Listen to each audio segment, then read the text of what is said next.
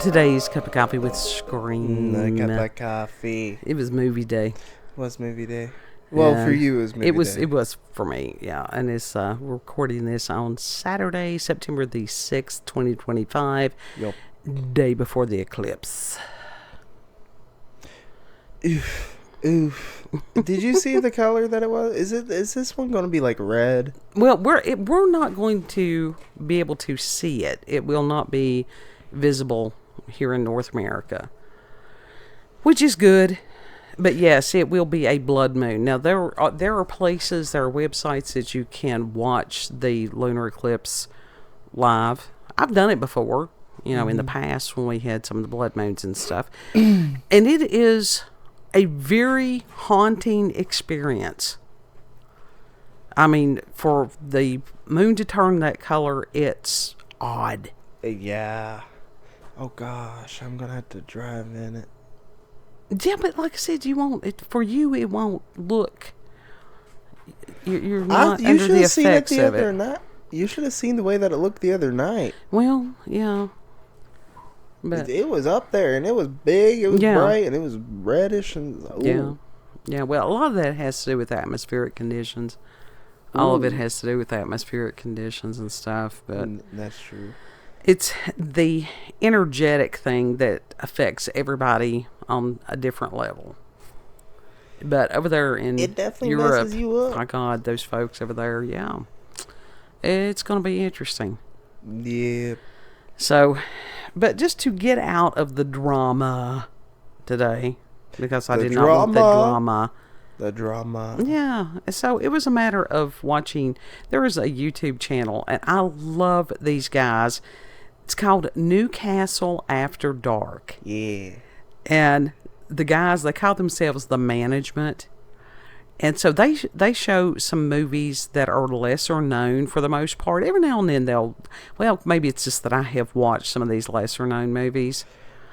And they comment on it during parts of it. Yeah, they're horror hosts. Yeah. And like I said, they have a very droll sense of humor, which I think is hilarious. Yeah, it's like it's that very dry British kind of style of humor where you gotta be on the ball to actually catch it. Yeah, but I mean, it's just they're laid back, and I love the guys. I really do. Have for years. So I'll put a link to this in the description box for this particular movie that I watched today, and they had actually premiered it a month ago, and it was called The Premonition. Oof. And Premonition. She got the psychic abilities. Yeah. This came from the 70s. I was looking to see what year that it said on here. Looking and can't find it. It would have helped if I had pulled that. I thought I had everything fixed, but I don't. Of course not, because that would be simple. You got this. It is a very odd movie. Very. Yeah. And it's like, Kid was telling me about some of the movies during the 70s and the reason that they were so odd. Uh-huh.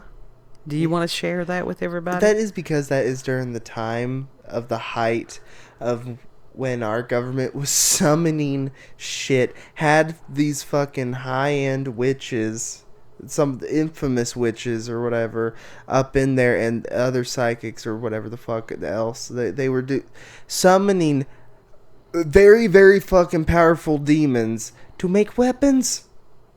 Make weapons during that time, and all that demonic shit started leaking out because they had no fucking control over this shit, and they let this shit out. Yeah, they opened a door that they could not close. Well, and you've got to wonder, because there were some really, really strange movies during the 70s. Rosemary's Baby, you had The Omen, Exorcist, all that stuff. That was because of the demonic shit that was being summoned during that time. And this one sort of, Wikipedia says that the movie came out in 1976, and then IMDb says it was 1975. So it was right in the middle of all this. Yeah. And there was a gentleman in there that played Richard Lynch, and he had played in a lot of different movies as far as the villain and stuff. He played in The Lords of Salem. Now, that one I will not watch again.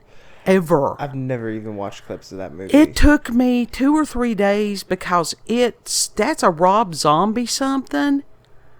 And I honestly didn't even know that he had been in that, that movie, that one was messed fucked up. That one had like bad energy all Totally. through it. Totally. So it's just like, yeah, no. But he had been known for playing some, as far as villains. And in this movie, of course, it was when he was young.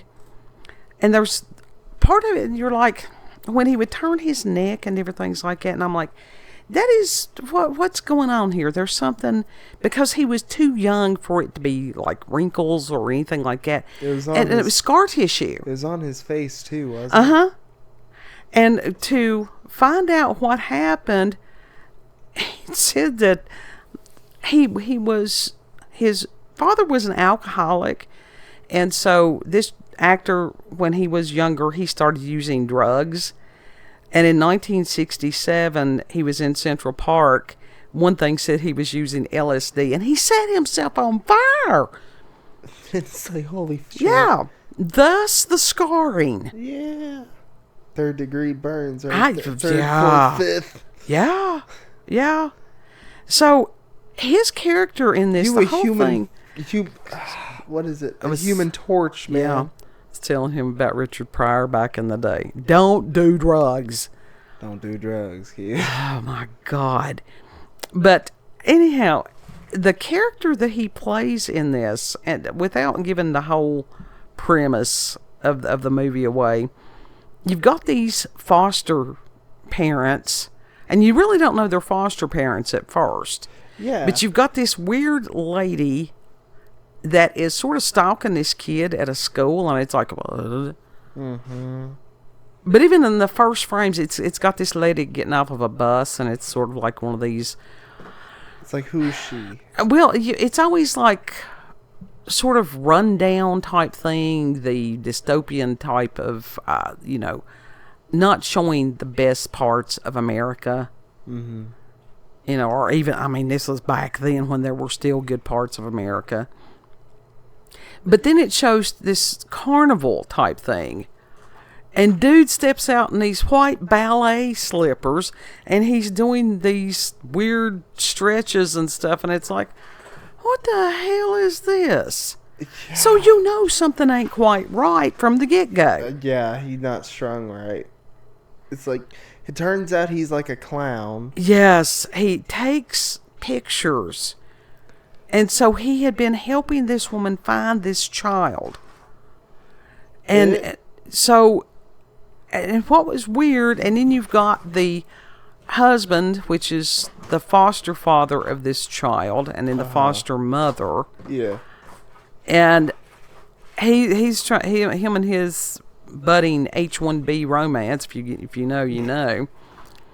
And come to find out that his wife, that they had 2 children that had died previously, and so they had adopted this child, and that the mama she had gone crazy for a while. She had been put away, which was why they put the baby up for adoption, because that happens. Yeah. That happens. Postpartum depression is a bitch. No, this was more than postpartum. This is before she had the baby, because they said they found her. I can't remember if it was in New Orleans or wherever it was. It's just dancing naked someplace and not in a club. Oh, shit. Yes, you missed the part about her previous husband. Yeah, I did miss that. It's there's a lot of strings in this movie. It's another fucked up movie. It is a massively fucked up movie. But the movies like that, no shit, that's where Rob Zombie gets some of his inspiration for the majority of his styles. Well, he's done a lot of drugs too. Yeah. That's a whole lot of drugs. And a whole lot of something else. I don't But know. yeah, Richard Lynch's character at one point, and it's homicidal. He just homicidal, and it's like Well. they were going to try to steal the baby, Huh? and that the woman had gone into the home. The actual birth mother had gone into the home, and she was rocking the little girl. The little girl's 6 years old, and she's rocking that baby. And that baby must have slept. I don't know how in the world anybody could have slept through all that, but apparently this child could. And so she couldn't get out of the house with the child, and so she had taken a doll. It was one of them good sized dolls, you know. And so It's about like one of those like 2-foot dolls. yeah, and so she was there in this. I don't know. They had found this house that looked like it had been abandoned for about 90 years. And she's rocking this doll and singing to it because she crazy lady. Mega crazy. And so the carnival clown dude comes in and he's upset because that she didn't get the real child. So there's a lot of things that's innuendo, which may or may not be so because this was made in the 70s. And so he takes the baby doll and takes its head off, and then the crazy lady, she starts screaming. Yeah. Then he makes this noise. The Oh, face, God. The face that goes along with it. It was horrifying. It Yeah. really was. Yeah. And it was like the management, they made the best jokes, and they were like, what was that noise? I know what it was. It was cheese and beer. We've all made similar noises. Cheese and beers. That's the sound my stomach God. makes. But the stepmother starts having these premonitions. Mm-hmm. And what's interesting is the one that helps her to encourage her in her psychic abilities. Again, 70s, you didn't talk about this stuff back then. Right. Was H1B lady. Yeah. So that's messed up. So you've got a husband's lover who's sitting there with the wife who's having a total meltdown, and rightfully so. Mm-hmm. But it actually has a good ending. I will tell you, it does have a good ending. Yeah, they find the child. They get the child back. This is why I say, Pisces, don't tell them. Don't tell them anything. What? You just spoiled it. No, I didn't. That's just...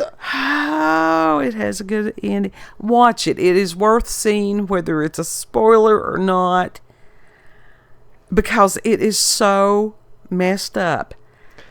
It really, as far as Richard Lynch's role in this...